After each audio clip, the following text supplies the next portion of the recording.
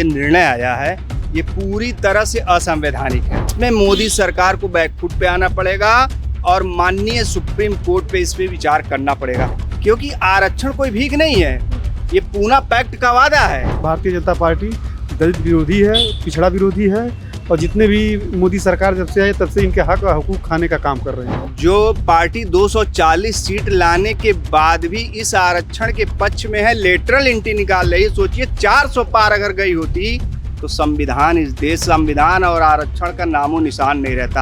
आज भाजपा सरकार से आम जनमानस त्रस्त और व्यस्त है, त्राह मची हुई है। पूरे भारत के केंद्रीय विश्वविद्यालय में एक भी एसटी प्रोफेशन नहीं है, ओबीसी प्रोफेशन नहीं है।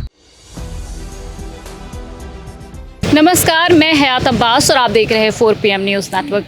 देश भर में भारत बंद की घोषणा की गई। बीएसपी पार्टी का, बहुजन समाजवाद पार्टी का ये कहना है कि सरकार उनके आरक्षण को, SC/ST के आरक्षण को ख़त्म करना चाहती है, जिसको लेकर तमाम पूरे देश के अंदर तमाम ज़िलों में भारत बंद को लेकर जो आरक्षण ख़त्म किया जा रहा है उसको लेकर विरोध जाहिर किया गया, विरोध प्रदर्शन किया गया, सड़कों पर लोग उतरे।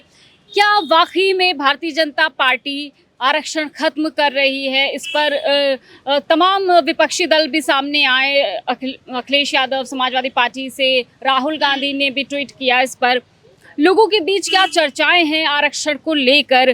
क्योंकि हमेशा से विपक्षी दल ये कहता आया है कि आरक्षण खत्म हो जाएगा, धीरे धीरे सभी वर्गों का आरक्षण खत्म किया जाएगा। ऐसे में SC/ST NDA गठबंधन में भी फूट कहीं ना कहीं सामने नजर आई है, क्योंकि कई सारे NDA गठबंधन के जो दल हैं उन्होंने भी विरोध किया है, वो लोग भी सड़कों पर थे। लोगों के बीच चर्चा की शुरुआत कर लेते हैं।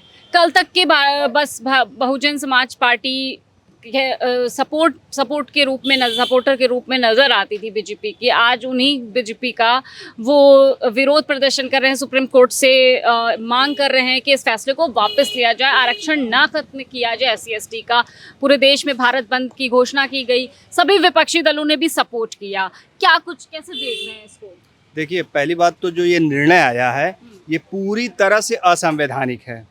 कहीं भी जब आरक्षण की व्यवस्था की गई थी तो आरक्षण की व्यवस्था में कहीं भी वर्गीकरण की बात और जो है उसमें क्रीमी लेयर की बात नहीं की गई थी। ऑलरेडी जो है पिछड़े वर्ग में क्रीमी लेयर लागू करके असंवैधानिक निर्णय एक हो चुका है। लेकिन आने वाले समय में जो ये दलित, अनुसूचित जाति और जनजाति वर्ग के लोगों के लिए भी जो है आरक्षण वर्गीकरण की बात हो रही है, सब कैटेगराइजेशन की बात हो रही है और क्रीमी लेयर की बात हो रही है, इसका पूरा देश विरोध कर रहा है। हम लोग पिछड़े समाज और समाजवादी पार्टी, हमारे नेता अखिलेश यादव जी ने भी कहा है कि हम इसका पूरा विरोध करते हैं और जब तक ये वापस नहीं ले लिया जाएगा तब तक हम लोग विरोध करेंगे। उसी के तहत पहले से पूर्व निर्धारित था कि 21 अगस्त को पूरा भारत बंद होगा। आज उसका असर दिख रहा है। सभी लोगों ने जो जिस स्तर पे रहा, कुछ सोशल मीडिया के माध्यम से, ट्विटर के माध्यम से, फेसबुक के माध्यम से, सड़कों पे उतर के करोड़ों लोगों ने आज पूरे भारत में इस भारत बंद का जो है सफल बनाने का काम किया। और हम लोगों को पूरा विश्वास है कि इसमें मोदी सरकार को बैकफुट पे आना पड़ेगा और माननीय सुप्रीम कोर्ट पे इस पे विचार करना पड़ेगा, क्योंकि ये पूरी तरह से भेदभाव की बात है। क्योंकि आरक्षण कोई भीख नहीं है, ये पूना पैक्ट का वादा है। आरक्षण की ऐसा नहीं कि हमारे ऊपर एहसान किया जा रहा है। आरक्षण बराबरी पे लाने के लिए एक विशेष प्रावधान की व्यवस्था है, जो हजारों सालों से पिछड़े और दलित को हिस्सा नहीं मिलता था। पिछड़े और दलित जातियां जो वंचित लोग थे उनको कभी भागीदारी नहीं मिली थी, उनको भागीदारी देने के लिए एक विशेष अवसर प्रदान किया गया था संविधान के द्वारा, बाबा साहब के द्वारा। उसी के तहत ये काम हो रहा था। मतलब उसको भारतीय जनता पार्टी छीनना चाहती। और एक बात आपने बोली कि बैकफुट पे सरकार को आना पड़ेगा। अभी UPSC के फैसले को देखिए, वो बैकफुट पर आ गए। तो क्या लगता है कि अब इस मामले में बैकफुट पर आ जाएंगे? एकदम आएंगे। लेटरल एंट्री अगर जो उनको करनी है, अगर जो निकालनी है पोस्ट, तो बाई कॉन्स्टिट्यूशनल निकालें, उसमें रिजर्वेशन की व्यवस्था करें। अगर 50 पोस्ट है तो 50% पिछड़े और दलितों की लेटरल एंट्री से IAS बनाएं। अगर जो ऐसा नहीं करते हैं तो उसका विरोध होगा। हमारे नेता अखिलेश यादव जी ने विरोध किया, इंडिया गठबंधन ने विरोध किया और मोदी सरकार को उसको बैकफुट पे आना पड़ेगा। उसी तरह ये जो इसका एससी और एसटी के आरक्षण के साथ जो भेदभाव हो रहा है, खेल होने जा रहा है, ये सरकार करने जा रही है, उसको भी इसमें बैकफुट पे आना जाएगा। आज पुरजोर विरोध पूरे देश ने देख लिया है और मुझे यकीन है कि माननीय सुप्रीम कोर्ट भी इस पे विचार करेगा और सरकार इस पे अध्यादेश लाकर इस कानून को रद्द करने का काम करेगी। सबका साथ सबका विकास कहने वाली कि दलितों के साथ हैं, अनुसूचित जातियों के साथ हैं, तमाम वादे करती है भाजपा सरकार, लेकिन एससी एसटी की ये जो आरक्षण खत्म करने की बात सामने आई है, इसमें सीधे सीधे जिम्मेदार किसको मानते हैं आप? भारतीय जनता पार्टी को मानते हैं। भारतीय जनता पार्टी दलित विरोधी है, पिछड़ा विरोधी है और जितने भी मोदी सरकार जब से आई तब से इनके हक और हुकूक खाने का काम कर रही है। और इसका पुरजोर विरोध अगर हमारे नेता ने कह दिया है तो हम लोग पूरा उत्तर प्रदेश में भारत बंद का समर्थन किए हैं। पूरे देश में भारत बंद है। एक तरफ मायावती ने प्रेस कॉन्फ्रेंस की थी, उन्होंने कहा था कि सभी पार्टियां नहीं बोल रही हैं, लेकिन अब सब पार्टियां जो इसके हक में आई हैं बोल रही हैं, सभी ने आवाज़ उठाई है। हमारे नेता ने सबसे पहले संविधान बचाने का नारा दिया है, आज उसी पे वो काम कर रहे हैं। कल तक के संविधान बचाने की बात राहुल गांधी करते थे, संविधान की कॉपी लेकर हाथ में घूमते थे, तो क्या वाकई संविधान खतरे में है? देश का संविधान और ये जो जिस तरह से आरक्षण की बात आई है, ये खत्म करने की बात पहले भी विपक्षी दल उठा रहे थे, क्या कैसे देख रहे हैं आप सोचिए, जो पार्टी 240 सीट लाने के बाद भी इस आरक्षण के पक्ष में है, लेटरल एंट्री निकाल रही है। सोचिए 400 पार अगर गई होती तो संविधान, इस देश संविधान और आरक्षण का नामो निशान नहीं रहता। ये लोग कहते हैं आर्थिक आधार पर आरक्षण होना चाहिए। आप बताइए, समाज में पिछड़े और दलितों के साथ जो जातीय भेदभाव होता है, आर्थिक आधार पर होता है कि जातीय आधार पर होता है? उनके साथ भेदभाव जातीय आधार पर होता है। अगर भेदभाव जातीय आधार है तो आरक्षण भी जातीय आधार ही होना चाहिए।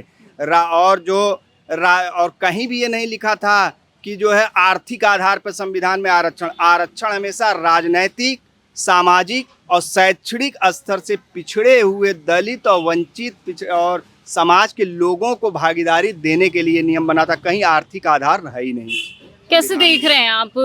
लगातार भारतीय जनता पार्टी पे ये आरोप भी लगता है कि वो दलित विरोधी सरकार है, लेकिन हमेशा से तो ये कह रहे हैं सबका साथ सबका विकास, लेकिन जब आज आरक्षण की बात आई तो सारा पोल पट्टी खुल गई क्या?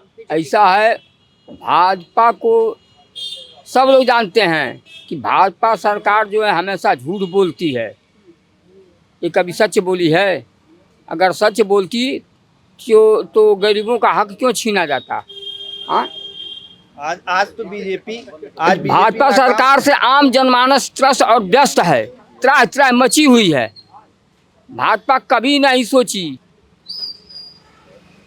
ये आपने सर एक क्वेश्चन, एक सवाल में मेरे जवाब दिया कि अगर 400 पार कर जाते तो शायद संविधान खत्म हो जाता। कैसे देख रहे हैं इसको, जिस तरह भारत बंद का विरोध हो रहा है? मैं तो ये देख रहा हूँ कि अनुसूचित जाति जो है सब जात लेकर के नहीं चल रहे हैं, यानी सब जगह खतरे के निशान है। क्योंकि बीजेपी वाले जो है उस तरीका से यदि एक तरफ यदि भी कोई भी काम यदि करता, चाहे बिहार रहे चाहे यूपी रहे, कहीं भी इलाका ऐसा है कि वहाँ के लोग कोई प्रशासन, कोई सुशासन जो है कोई सुनवाई नहीं कर रहे, ना सीओ ना वीडियो, ये सब। जो लोग जो चुनाव के टाइम ये कहते थे हिंदुओं एक हो जाओ, आज वही लोग पिछड़े और दलितों का आरक्षण का विरोध कर रहे हैं। आज ये नहीं कह रहे हैं कि एक हिंदू का आरक्षण खत्म किया जा रहा है, कि हिंदू के आरक्षण पर कुठाराघात किया जा रहा है, वो लोग नहीं कर रहे हैं। लेकिन चुनाव आने के टाइम वही कहेंगे हिंदू एक हो जाओ। आज वो बेनकाब हो गए हैं। कौन लोग विरोध में खड़े हैं? इस SC ST और OBC आरक्षण के विरोध में कौन लोग खड़े हैं? ऐसे भाजपाई और संघी लोगों की पहचान आज 21 अगस्त को पूरे देश ने देख लिया। क्या भारतीय जनता पार्टी जातीय ये जो विवाद है या जातीय एक विवाद उत्पन्न होता है, तो ये भारतीय जनता पार्टी आपस में करना चाह रही, फूट डालना चाह रही है जाति को बीच में लाकर? ना, बिल्कुल ला रही है। वो चाहती है कि फूट डालो राज करो, क्योंकि बीजेपी की टेंडेंसी रही है अंग्रेजों वाली कि फूट डालो राज करो। आज माननीय अखिलेश यादव जी ने सीधे कहा कि आप ये जाति की बात कर रहे हो, जब देश में जाति है तो जाति की बात होगी, या तो जाति खत्म हो जाए। तो इसीलिए जाति जनगणना की बात हो रही है। आप जनगणना कर लो, जिसकी जितनी संख्या भारी उसकी उतनी भागीदारी। बार बार राहुल गांधी ने भी ये नारा दिया, लेकिन भारतीय जनता पार्टी ऐसा नहीं कराना चाहती, इसके पीछे वजह क्या है? नहीं, क्योंकि भारतीय जनता पार्टी की नीयत है ही नहीं सबको हिस्सा देने का, उनको हिस्सा खाने की आदत पड़ चुकी है। ये हजारों सालों का हिसाब देना उनको पड़ जाएगा।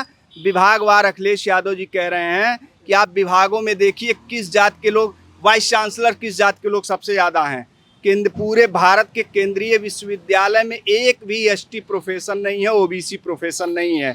आप जुडिशरी में देख लीजिए, न्यायपालिका में, सुप्रीम कोर्ट, हाई कोर्ट में 95% जज ओबीसी एससी समाज से नहीं हैं। आप मीडिया में उठा के देख लीजिए। तो ये कैसे पूरा होगा?